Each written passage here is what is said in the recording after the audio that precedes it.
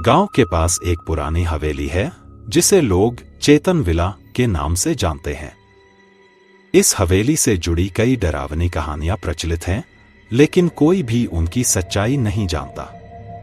इस कहानी में हम देखेंगे कि कैसे चार दोस्तों का एक समूह इस रहस्य को उजागर करने का प्रयास करता है और किस तरह वे भयानक घटनाओं का शिकार होते हैं। गांव में चेतन विला को लेकर कई तरह की अफवाहें फैली हुई हैं।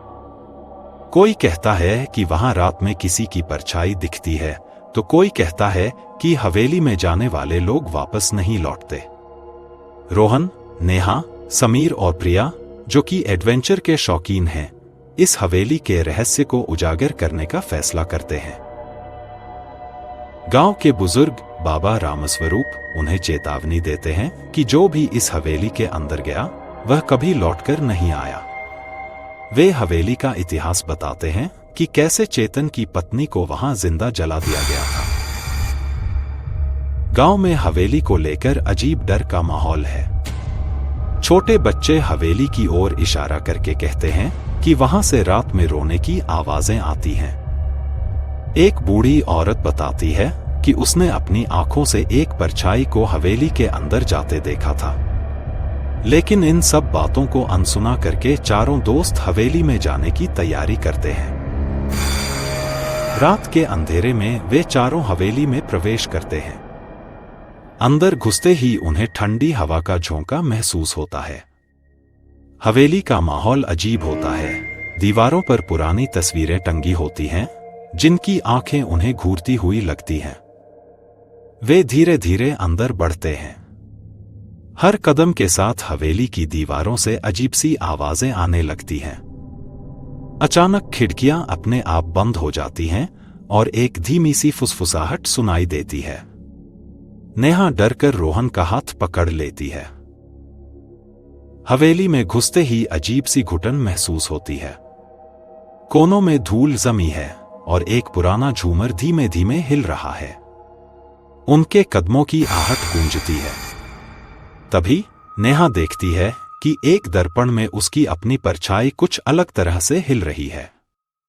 यह देखकर वह घबरा जाती है। समीर अचानक गायब हो जाता है। बाकी तीनों उसे ढूंढते हैं, लेकिन केवल उसके चीखने की आवाज सुनाई देती है। वे डर जाते हैं और वापस जाने की कोशिश करते हैं, लेकिन दरवाजे खुद ब खुद बंद हो जाते हैं। वो तीनों समीर को ढूंढने तहखाने में जाते हैं, जहां उन्हें खून के धब्बे दिखते हैं।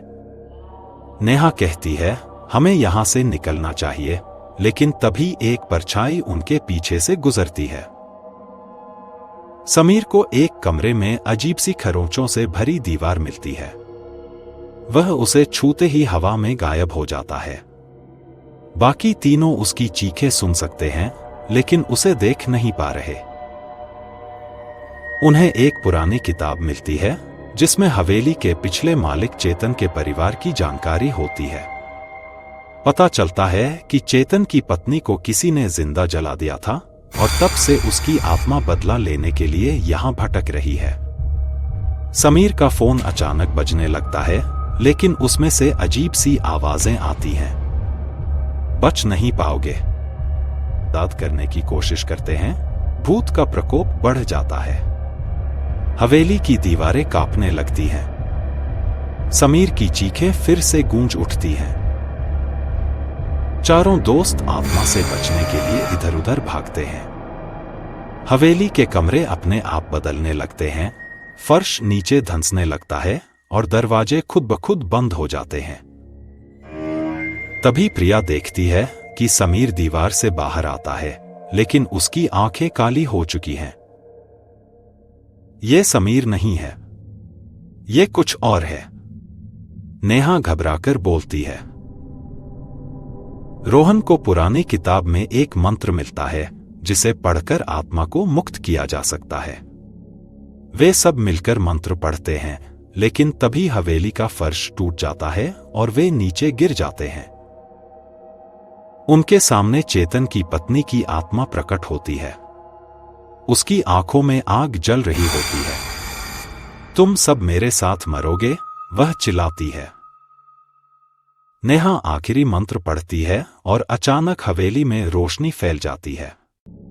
आत्मा दर्द से चीखती है और गायब हो जाती है। गांव में यह खबर फैल जाती है कि हवेली का भूत शांत हो गया है। लेकिन कुछ ही दिनों बाद हवेली से फिर अजीब आवाजें आने लगती हैं।